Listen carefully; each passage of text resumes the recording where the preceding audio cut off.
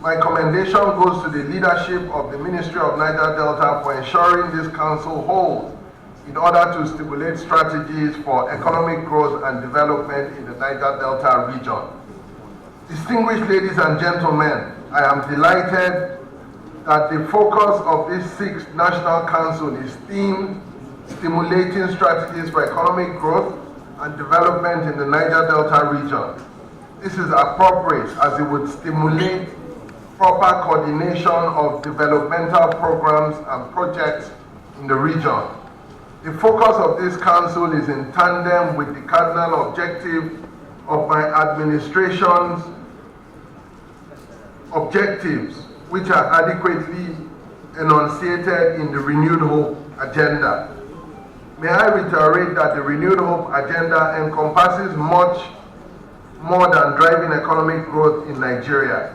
It is about creating jobs, millions of jobs, improving education, healthcare, and reducing poverty, and building a more just and equitable society for all Nigerians.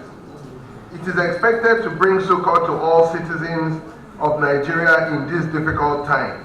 I therefore call on all stakeholders to key into this theme and ensure maximum deliverables are attained. Ladies and gentlemen, let me assure you that I am aware of the state of infrastructure and challenges in the region, but please be rest assured that concerted efforts are being made to transform infrastructural and economic fortunes of the Niger Delta region. As part of the federal government's efforts to address the challenges of underdevelopment and insecurity in the Niger Delta region, my administration is committed to implementing projects and programs geared towards addressing the diverse needs of its people and for sustainable growth and development in the region. Government has developed a holistic plan for the development of the Niger Delta region, and indeed all parts of Nigeria in terms of infrastructure, education, and harnessing the bountiful resources of all parts of our great country, as evident in the Ministerial Performance Fund for Presidential Priorities and Deliverables for 2023 to 2027, which was signed by the Minister of Niger Delta Development and myself, as well as with all members of the Federal Executive Council.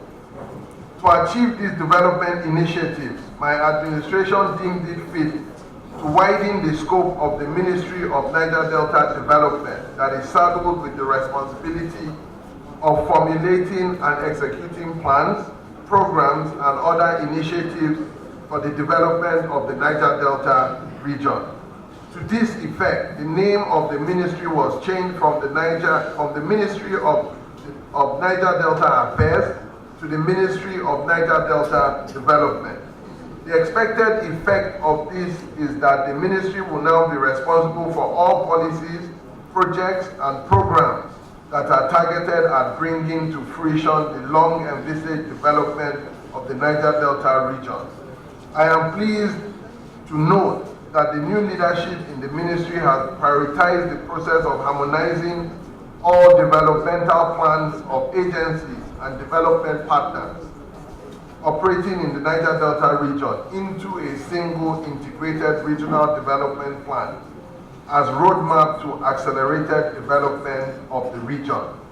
It would gladden you to note that my administration has demonstrated interest in repositioning the NDDC to ensure it delivers optimally on its objectives and mandate and to make its achievements manifest in different sectors of life across the Niger Delta region.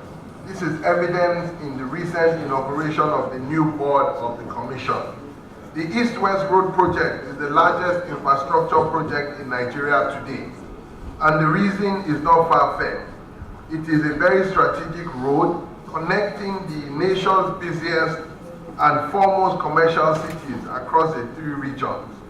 Its completion is a priority to this administration, and this, I assure you, will be delivered in the very nearest future.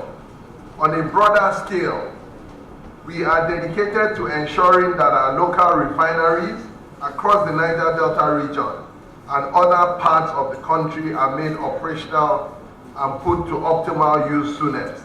This would ensure petroleum products availability and further reduce the retail cost of PMS, create more job opportunities for our teeming youth, and grow the nation's GDP to over $1 trillion by the end of the first term of my administration.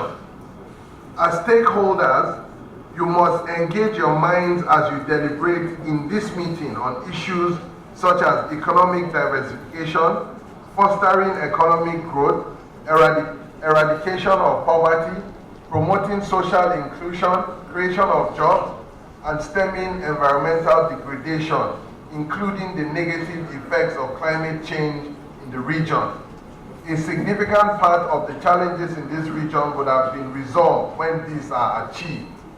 I therefore call on council members and stakeholders to engage constructively, as this would afford everyone the opportunity to come together as experts to deal with issues that are utmost importance to the well-being of Niger Delta people in particular and the country in general. In conclusion, I would therefore like to extol the leaders and youths of this region for the relative peace and security we are experiencing in the region. I do not take it for granted, and this would certainly fast-track the development of the region and provide opportunities to improve basic services, promote economic growth, enterprise development, and attract investment into the Niger Delta region.